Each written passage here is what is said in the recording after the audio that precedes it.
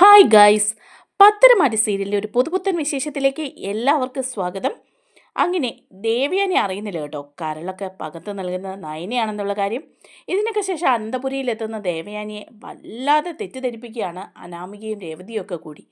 അവസാനം അറിയാണ് കേട്ടോ, നയനയാണ് എല്ലാ ഉപകാരങ്ങളും ചെയ്തതെന്നും അനാമികയും രേവതിയും ഒക്കെ പറ്റിക്കുകയായിരുന്നു എന്നുള്ള കാര്യം. അതറിഞ്ഞു കഴിയുമ്പം ദേവയാനിയുടെ സ്വർണത്തിൻ്റെ ഒരു നല്ല പങ്കും നയനയ്ക്ക് കൊടുക്കുകയാണ്. ആ വിശേഷങ്ങളാണ് നമ്മൾ പങ്കുവയ്ക്കാൻ പോകുന്നത്. നമ്മുടെ വീഡിയോ കാണുമ്പോൾ തന്നെ ഒന്ന് ലൈക്ക് ചെയ്ത് കാണാനും ചാനലൊന്ന് സബ്സ്ക്രൈബ് ചെയ്ത് സപ്പോർട്ട് ചെയ്യാനും ആരും മറക്കല്ലേ. ദേവയാനിയുടെ അടുത്തേക്ക് ചെല്ലുകയാണ് രേവതിയും അനാമികയും കൂടി. എന്നിട്ട് പറയാണ്, വല്യമ്മേ, അവളെ അവളുടെ ചേച്ചിയെ ഇവിടെ നിറക്കി വിടാനുള്ള പണി എന്താണെന്ന് വെച്ചാൽ നമുക്ക് ചെയ്യണം. അവരിവിടെ നിന്ന് കഴിഞ്ഞാൽ ഇനി ശരിയാവില്ല. ഇപ്പോൾ പാലിൽ വിഷം ചേർത്ത് തന്നു, പായസത്തിൽ പൊടി കലക്കി തന്നു. ഇനി എന്തൊക്കെയാണ് അവളുമാർ ചെയ്യാൻ പോകുന്നത്? നമ്മുടെയൊക്കെ ജീവന് തന്നെ അല്ലേ ആപത്ത് എന്ന് പറയാണ് അനാമിക. അപ്പോഴേക്കും ദേവയാനി പറയാണ്, ശരിയാ മോളെ, എനിക്കറിയാം.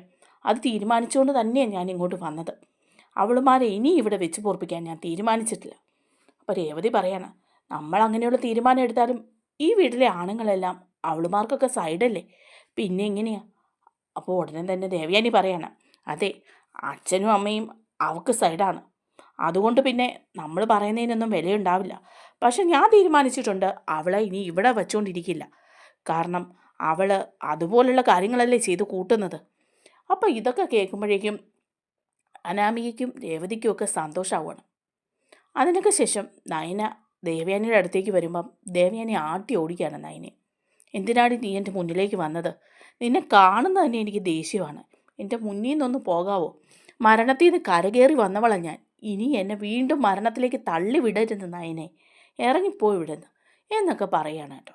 നയന വളരെയധികം വിഷമിച്ച് പോവുകയാണ്. വിഷമിച്ച് പോയി ആദർശിനോട് പറയുന്നുണ്ട്, ആദർശേട്ടാ, ഞാൻ ഇത്രയൊക്കെ കാര്യങ്ങൾ ചെയ്തിട്ടും അമ്മ എന്നെ മനസ്സിലാക്കിയില്ല. ആദർശേട്ടൻ എപ്പോഴും പറയുമല്ലോ, എന്തെങ്കിലും ഒരു കാലത്ത് നിന്നെ മകളെപ്പോലെ അമ്മ കാണുന്ന ഒരു ദിവസം വരും, അതിനായിട്ട് നമുക്ക് കാത്തിരിക്കാമെന്ന്. എനിക്കിനി ആ കാര്യത്തിലൊന്നും പ്രതീക്ഷയില്ല ആദർശേട്ടാ. എനിക്ക് വല്ലാതെ കുറ്റപ്പെടുത്തലുകളൊക്കെ കേട്ടിട്ട് വല്ലാതെ വിഷമാവുന്നു എന്ന് പറയാം. അപ്പോൾ ആദർശ് പറയുന്നുണ്ട്, അമ്മയോട് ഞാൻ എല്ലാ സത്യങ്ങളും തുറന്ന് പറയാം. അപ്പം നയന പറയുന്നുണ്ട്, അതൊന്നും ആവശ്യമില്ല ആദർശേട്ടാ. ഇങ്ങനൊരവസരത്തിൽ അങ്ങനെയുള്ള കാര്യങ്ങൾ പറഞ്ഞാൽ അമ്മ വിശ്വസിക്കുകയില്ല.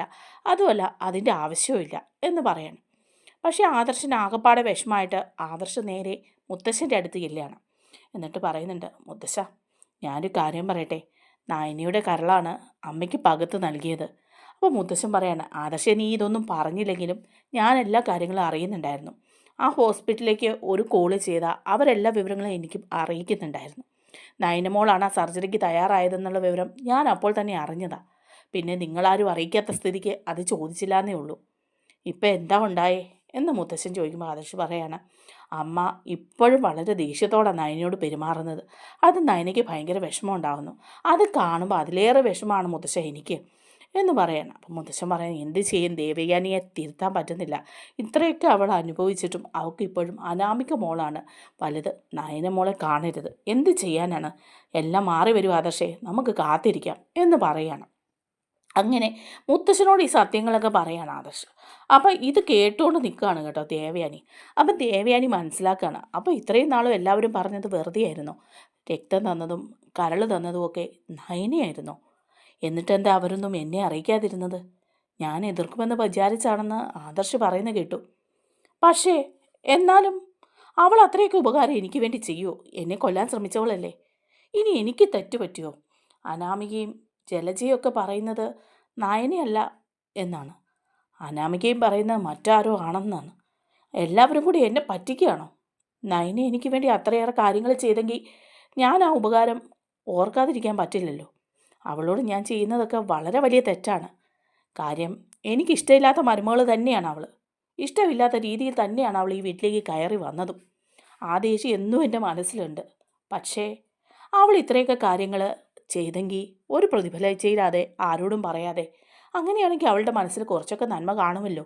ഇവരാരും പറയുന്ന പോലെ അത്രയ്ക്ക് ക്രൂരയൊന്നും ആയിരിക്കില്ലല്ലോ എന്നൊക്കെ ദേവയാനി ഇങ്ങനെ വിചാരിക്കുകയാണ് കേട്ടോ.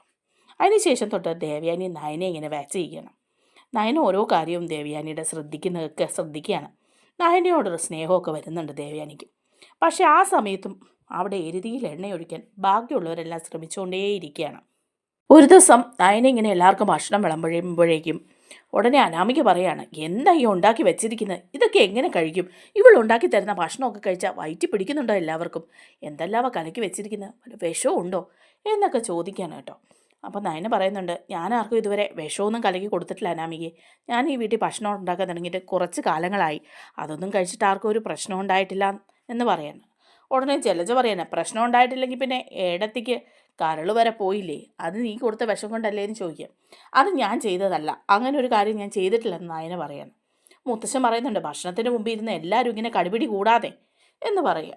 അപ്പം ദേവയാനിക്കും ഇഷ്ടപ്പെടുന്നില്ല കേട്ടോ. അപ്പം ജാനകി പറയാണ്, അനാമിക മോള് പറഞ്ഞ കാര്യം സത്യമല്ലേ, നീ എന്തിനാ അനാമിക മോളെ കുറ്റപ്പെടുത്തുന്നത് എന്നൊക്കെ ഇങ്ങനെ പറയുക. അപ്പോൾ എല്ലാവരും കൂടെ നയനയെ കുറ്റപ്പെടുത്തുന്ന കാണുമ്പം ദേവയാനിക്ക് അത്ര പിടിക്കുന്നില്ല. അപ്പോൾ ഉടനെ ദേവയാനി പറയാണ്, നിങ്ങളെല്ലാവരും കൂടെ ഇത്രയധികം ബഹളം വയ്ക്കണ്ട, ഭക്ഷണത്തിൻ്റെ മുമ്പിൽ ഇരുന്നുകൊണ്ട് നയന ഭക്ഷണം ഉണ്ടാക്കി തന്നു, അത് കഴിക്കാവുന്നവർ കഴിക്കുക, ഇല്ലാത്തവർക്ക് സ്വന്തമായിട്ട് ഉണ്ടാക്കി കഴിക്കാമെന്ന് പറയാം. അപ്പോൾ ഉടനെ ജാനകി പറയാണ്, അതെന്താ ഏടത്തി അങ്ങനെ പറയുന്നേ, ഇത്രയും നാളും ഏടത്തി അങ്ങനെയല്ലല്ലോ പറഞ്ഞത്, ഇപ്പോൾ അവളുണ്ടാക്കുന്നത് വേണമെങ്കിൽ കഴിക്കാം, ഇല്ലെങ്കിൽ സ്വന്തമായിട്ട് ഉണ്ടാക്കി കഴിക്കാമെന്ന്, അതെന്ത് വർത്തമാനം പറഞ്ഞത്. അപ്പം നയനെ ഏടത്തി സപ്പോർട്ട് ചെയ്യുകയാണോ എന്ന് ചോദിക്കാനാണ്. അപ്പോഴേക്കും ദേവയാനി പറയാം, ഞാൻ ആരെയും സപ്പോർട്ട് ചെയ്തതല്ല, അവളിപ്പോൾ ഉണ്ടാക്കി തന്ന ഭക്ഷണമല്ലേ നിങ്ങളെല്ലാം കഴിക്കുന്നത്, ഇല്ലേ സ്വന്തമായിട്ട് കയറി ഉണ്ടാക്കാമായിരുന്നല്ലോ. പിന്നെ ഒരു കാര്യം, നയന ഇനിയിപ്പം അങ്ങനെയാണെങ്കിൽ നയന ഉണ്ടാക്കുന്ന ആർക്കും വേണ്ടാന്നുണ്ടെങ്കിൽ ഒരു കാര്യം ചെയ്യ്, നയന നാളെ മുതൽ ഓഫീസിൽ പോട്ടെ, നിങ്ങൾ ഇത്രയും പേരുണ്ടല്ലോ, നിങ്ങൾ അടുക്കളയിൽ കയറ്. അപ്പോഴേക്കും പെട്ടെന്ന് ജലജ പറയാണ്, ഞങ്ങൾ അടുക്കളയിൽ കയറാനോ, ഞങ്ങൾ അടുക്കളയിൽ കയറിയിട്ട് എന്ത് ചെയ്യാനാ, ആരാ ഉള്ളത്. അപ്പോൾ പറയാ, അനാമികയ്ക്കൊക്കെ എല്ലാ കാര്യങ്ങളും അറിയാമെന്നല്ലേ ജാനകി പറഞ്ഞത്, നിൻ്റെ മരുമോൾക്ക് എല്ലാ ജോലികളും അറിയാമെന്ന് പറഞ്ഞപ്പം അവൾ കയറി ചെയ്യട്ടെ, കൂടെ നിങ്ങൾ സഹായിക്കേ. അപ്പോഴേക്കും അങ്ങനെയും പോട്ടെ, നയന നാളെ മുതൽ ഓഫീസിൽ പോട്ടെ, അവളുണ്ടാക്കുന്ന ഭക്ഷണത്തിൽ വിഷമുണ്ടോ എന്ന് സംശയമുള്ളവരൊക്കെ അങ്ങനെ ചെയ്യണം എന്ന് പറയുമ്പോൾ ഇതൊന്നും ഇഷ്ടപ്പെടാതെ വരികയാണ് കേട്ടോ ജാനകിക്ക്. അപ്പം ജാനകി പറയാണ്, മനസ്സിലാവുന്നുണ്ട് എഴുത്തി, ഇപ്പോൾ എഴുത്തിക്ക് മരുമോളോട് സ്നേഹവും ചായവും ഒക്കെ ഉണ്ട്, അതുകൊണ്ട് ഞങ്ങളെ പണിയിപ്പിക്കാൻ വേണ്ടി മനഃപൂർവ്വം അല്ലേ നയനെ ഓഫീസിലേക്ക് വിടുന്നത്, ഞാൻ അങ്ങനെയൊന്നും ചെയ്തിട്ടില്ല, നയനെ ഓഫീസിൽ പൊക്കോട്ടെ എന്ന് ഞാൻ വിചാരിച്ചത് തന്നെയാണെന്ന് പറയും. ഓ ഇപ്പോൾ അങ്ങനെയായി എന്നൊക്കെ പറയാണ്. ഉടനെ തന്നെ അനാമികയും പറയാണ്, അങ്ങനെയായി, ഇപ്പോൾ വല്യമ്മയുടെ മനസ്സൊക്കെ മാറി, ഇനിയിപ്പോൾ വല്യമ്മയുടെ സ്വർണവും സ്വത്തും ഒക്കെ നയനയ്ക്കായിരിക്കും കൊടുക്കുന്നത്, വിവാഹം കഴിഞ്ഞ് വന്നപ്പം എനിക്ക് കുറച്ച് സ്വർണ്ണമൊക്കെ തന്നായിരുന്നു വല്യമ്മ, അതുപോലെ ഇനിയിപ്പം ബാക്കിയുള്ള സ്വർണ്ണമൊക്കെ നയനയ്ക്കായിരിക്കും കൊടുക്കുന്നത്, അതോ. അപ്പോഴേക്കും ഉടനെ ദേവയാനി പറയാണ്, എൻ്റെ ബാക്കിയുള്ള സ്വർണ്ണമൊക്കെ ആർക്ക് കൊടുക്കണം എന്നുള്ള കാര്യത്തിലൊക്കെ ഉടനെ തന്നെ ഞാൻ തീരുമാനം എടുക്കും എന്ന് പറയുക. അപ്പോൾ അനാമിക വിചാരിക്കുന്നുണ്ട് അനാമികയ്ക്ക് കിട്ടുമെന്ന്. അപ്പോൾ അനാമികയും ജാനകിയും കൂടി ഇങ്ങനെ നോക്കുകയാണ്. എന്നിട്ട് പറയുന്നുണ്ട്, എനിക്കിഷ്ടപ്പെട്ട എൻ്റെ മരുമകളായിട്ട് ഞാൻ അംഗീകരിച്ച ആൾക്കാണ് ഞാൻ എൻ്റെ സ്വർണ്ണമൊക്കെ കൊടുക്കാൻ പോകുന്നതെന്ന് പറയാം. അപ്പോൾ ഉടനെ ജാനകി പറയാം, അത് വേറെ ആരാ, അത് അനാമിക മോളല്ലാതെ പിന്നെ വേറെ ആരെങ്കിലും ആയിരിക്കുമോ, അനാമിക മോളല്ലേ ഈ വീട്ടിൽ നേരായ മാർഗത്തിലൂടെ കടന്നു വന്ന മരുമകൾ, അതുപോലെ അന്തസ്സും ആഭിജാതിയും ഒക്കെ ഉള്ള കുടുംബത്തിൽ നിന്ന് വന്നത് അനാമിക മോളാണ്, അപ്പം ഏടത്തി കൊടുക്കുന്ന എല്ലാ സമ്മാനത്തിനും അർഹ നമ്മുടെ അനാമിക മോള് തന്നെയല്ലേ എന്ന് പറയാൻ. ഉടനെ ജലജ ഇങ്ങനെ മനസ്സിൽ വിചാരിക്കുകയാണ്, നല്ല അർഹതയുള്ള ആൾ തന്നെയാണ് അനാമിക മോള്, എന്നാ പറയാനാ, സാരില്ല, ഇപ്പോൾ ഇവളുമാരുടെ കൂടെ തന്നെ നിൽക്കാം, എന്നാലേ പിടിച്ച് നിൽക്കാൻ പറ്റുള്ളൂ എന്നിങ്ങനെ ജലജയും വിചാരിക്കുകയാണ് കേട്ടോ. അപ്പോൾ ദേവയാനി പറയുന്നുണ്ട്, ഞാൻ നാളെ ഇത് കൊടുക്കുന്നുണ്ട്, അപ്പോൾ അറിയാമെന്ന് പറയാം. പിറ്റേ ദിവസം ആകുമ്പോൾ എല്ലാവരും ഇങ്ങനെ വെയിറ്റ് ചെയ്യുകയാണ്, ദേവയാനി സ്വർണ്ണമൊക്കെ കൊണ്ട് കൊടുക്കുക ആർക്കാണെന്ന് വെച്ചിട്ട്. അപ്പോൾ ദേവയാനി കുറച്ച് സ്വർണ്ണമൊക്കെ ആയിട്ട് വരികയാണ്, വന്നിട്ട് പറയാണ്, ഞാൻ എൻ്റെ കയ്യിൽ ഇന്ന് ഈ സ്വർണം എൻ്റെ പ്രിയപ്പെട്ട മരുമകൾക്ക് കൊടുക്കണമെന്ന് വിചാരിച്ചതാണ്, അത് ഇന്ന് തന്നെ അങ്ങ് കൊടുത്തേക്കാം, അതിന് അർഹതയുള്ള ആൾക്കെന്ന് പറയുമ്പോൾ എല്ലാവരും ഇങ്ങനെ നോക്കി നിൽക്കുക, ഇപ്പം അനാമികയ്ക്ക് കൊടുക്കുമെന്ന് വെച്ചിട്ട്.